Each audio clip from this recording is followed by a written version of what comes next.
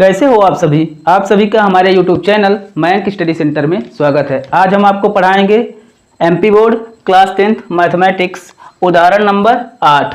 ठीक है ना। प्रश्नावली 3.2 खत्म हो गया। अब इसके आगे का उदाहरण हम आपको बता रहे हैं। ठीक है ना।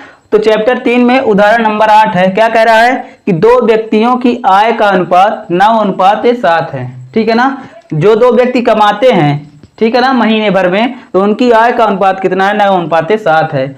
और उनके खर्चों का अनुपात 4:3 है। यदि प्रत्येक व्यक्ति प्रति महीने में 2000 रुपए बचा लेता है तो उनकी मासिक आय ज्ञात कीजिए। ठीक है ना। यानी कि महीने में वो कितना कमाते हैं ये हमें बताना है। ठीक, तो देखिए आय का अनुपात कितना है? 9:7 है।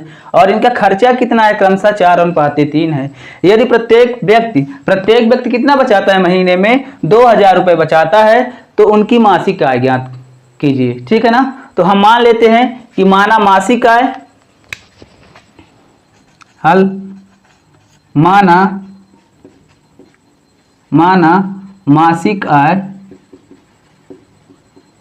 मासिक आय बराबर x रुपए तथा खर्चे को हम मान लेते हैं खर्चा बराबर 22 रुपए। ठीक है ना। अब क्या कह रहा है कि दो व्यक्तियों की आय का अनुपात, तो आय को हम मान लिए मासिक आय यानी x रुपए और खर्चे को मान लिए 22 रुपए। तो यहां पर हम लिखेंगे कि पहले व्यक्ति की आय।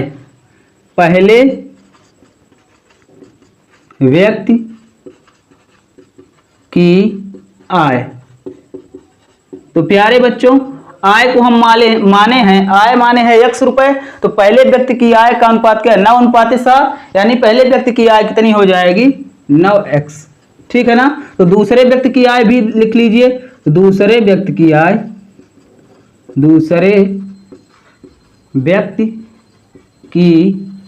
आय बराबर क्या हो जाएगा? 7x। ठीक, फिर देखिए खर्चा। तो खर्चा को माने हम क्या? 22। तो क्या कह रहा है कि खर्चों का अनुपात 4:3 है। तो यहां पर हम लिखेंगे अब पहले व्यक्ति का खर्चा। तो पहले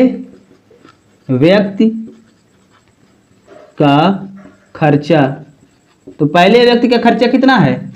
4 है। तो हम मान लेते हैं कि खर्चा को माने क्या है? 22 माने हैं। तो पहले व्यक्ति का खर्चा हो जाएगा 4/22। फिर इसी तरह दूसरे व्यक्ति का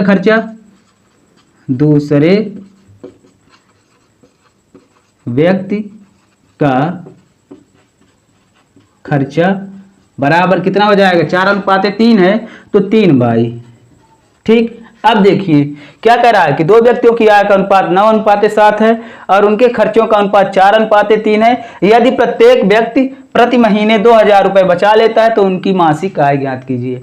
ठीक है ना। तो यहां पर क्या है? मासिक आय, समीकरण हमारा कुछ इस तरह बनेगा कि मासिक आय माइनस खर्चा बराबर बचत। ठीक है ना प्यारे बच्चों। मासिक आय माइनस खर्चा बराबर बचत, इस तरह का हमारा समीकरण बनेगा। अब देखिए पहले व्यक्ति की मासिक आय कितना है? 9। तो समीकरण हमारा बनेगा 9x। खर्चा कितना है भैया? तो खर्चा पहले व्यक्ति का है 4/22। तो यहां पर हम लिखेंगे 4/22 बराबर में बचत कितने की कर रहा है? बचत 2000 की कर रहा है। तो यहां पर लिख देंगे 2000। ये हमारा बनेगा एक समीकरण। ठीक, इसी तरह हमारा बनेगा दूसरा समीकरण। क्या कह रहा है कि 7x कमाता है। तो 7x खर्चा कितना करता है? 3/22। तो माइनस 3/22 बचाता कितना है? 2000। ये बन जाएंगे हमारा दूसरा समीकरण। ठीक, अब ये हमारा चल रहा है विलोपन विधि वाला चैप्टर। ठीक है ना। तो हमें क्या करना पड़ेगा? विलोपन विधि। तो विलोपन विधि वाला चैप्टर चल रहा है। तो हमें इनमें से एक पद को हटा देना है, यानी x वाला पद कैंसिल करें या कि y वाला पद, एक पद को हटा देना है, यानी विलोपित कर देना है गुणांक बराबर करके। तो यहां पर देख लीजिए। तो यहां पर हम लिखते हैं प्रश्नानुसार अब देखिए प्रश्नानुसार 9:7 है और उनके खर्चों का अनुपात 4 है। तो यदि प्रत्येक व्यक्ति प्रति महीने में 2000 रुपए बचा लेता है तो उनकी मासिक आय ज्ञात कीजिए। तो पहला समीकरण हमारा बन जाएगा 9x माइनस 4y बराबर 2000, ये बन जाएगा नंबर 1 समीकरण। इसी तरह हमारा दूसरा समीकरण बनेगा 7x माइनस 3y बराबर 2000, ये बन गया हमारा क्या, दूसरा समीकरण। कौन सा, तो दूसरा समीकरण ये हमारा बन गया। अब देखिए इसमें हमें क्या करना है, या कि आप x के गुणांक बराबर कर लीजिए या कि आप y वाले के गुणांक बराबर कर लीजिए, ठीक है ना। तो गुणांक हमें बराबर करना पड़ेगा। तो यहाँ पर देखिए हम देखते हैं कि यहाँ पर 9x और 7x, यहाँ -4y -3y, तो यहाँ पर हम y वाले पद को हटाने वाले हैं। तो हम क्या करेंगे, हम लिखेंगे कि समीकरण, यहाँ पर लिखेंगे कि चूंकि y के गुणांक बराबर नहीं है, इसलिए समीकरण 1 में, अब देखिए समीकरण 1 में हम किसका गुणा करेंगे, 3 का, समीकरण 1 में 3 का, तथा समीकरण 2 में 4 का गुणा करने पर, 4 का गुणा करने पर। अब समीकरण 1 में 3 का गुणा कर दीजिए तो ये हो जाएगा आपका 3 नमा 27x, फिर हो जाएगा -3 चौक 12y, फिर बराबर 2000 में 3 का गुणा कीजिए तो कितना हो जाएगा, 2 तिहाई 6000, ये बना।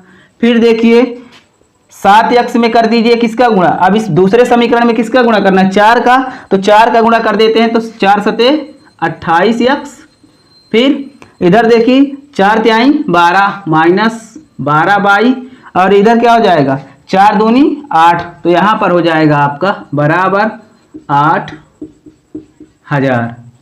ठीक, अब देखिए यहाँ पर हम क्या करते हैं, ये गुणांक हमारे बराबर हैं, इनको हम घटा देते हैं। तो यहाँ पर लिखेंगे बगल में घटाने पर, इसको घटा देते हैं, यहाँ पर माइनस का चिन्ह, यहाँ पर भी माइनस, यहाँ पर भी माइनस, तो ये माइनस माइनस प्लस हो जाएगा।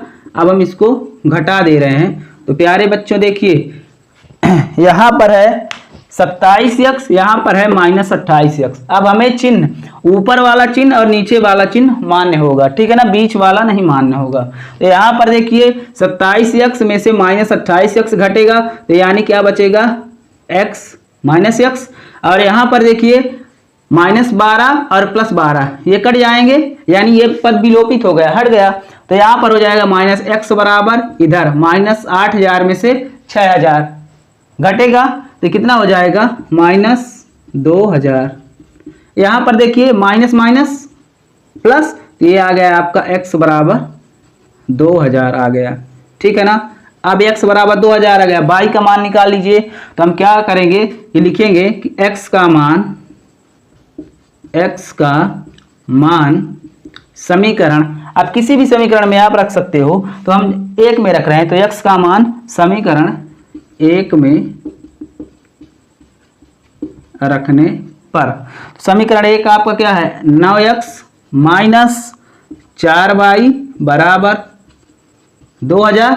तो यहाँ पर हम रख रहे हैं x की जगह पर 2, तो यहाँ पर हो जाएगा 9 गुणे 2000 माइनस 4y बराबर 2000। तो ये हो जाएगा 9 दूनी 18, कितना हो जाएगा 18000 माइनस 4y बराबर 2000, ठीक है ना।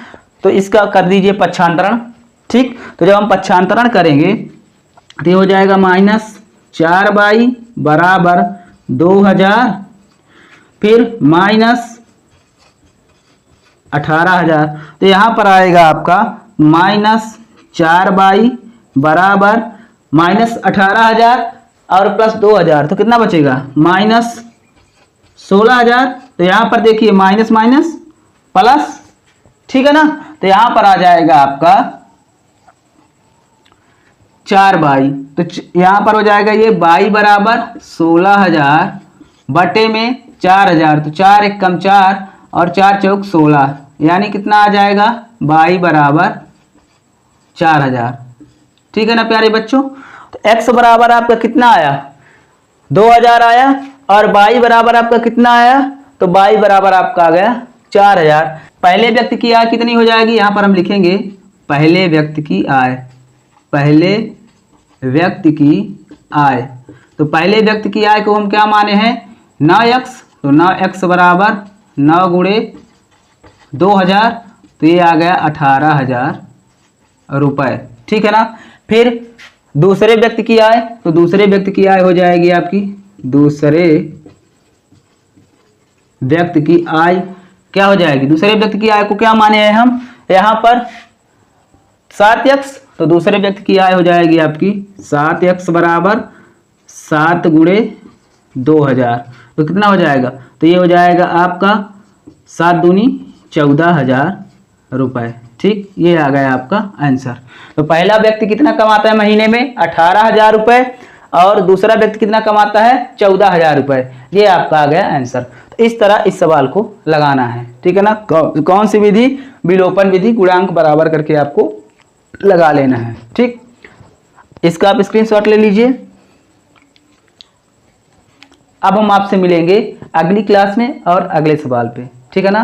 तब तक के लिए सभी को नमस्कार। Thanks for watching my YouTube channel. धन्यवाद।